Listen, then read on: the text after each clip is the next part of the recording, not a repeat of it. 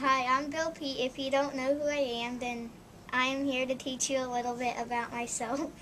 I was born on January 29th, 1915 in Grandview, Indiana. My real name is William Bartlett Peet, but I go by Bill Peet.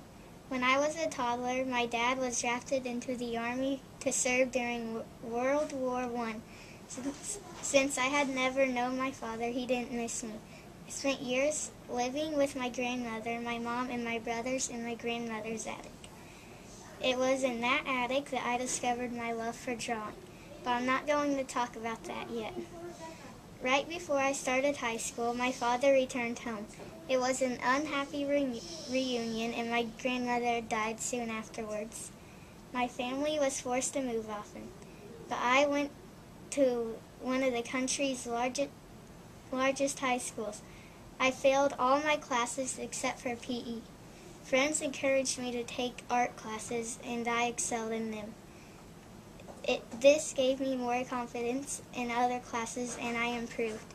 At last I got a scholarship to the John Herron Art Institute in Indianapolis. After graduation, I sold a few paintings and worked for a greeting card company. I still could not make enough money to support a family.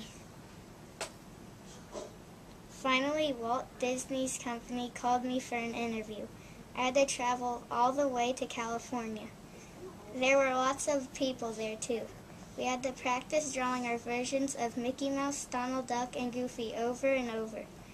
I made the cut and was hired. With the steady income, I was able to marry my sweetheart. But soon, I became so tired of drawing Donald Duck thousands of times, I walked off my job, vowing never to return. I did return the next day and was promoted to work on Pinocchio. This was the beginning of my gradual climb with Disney.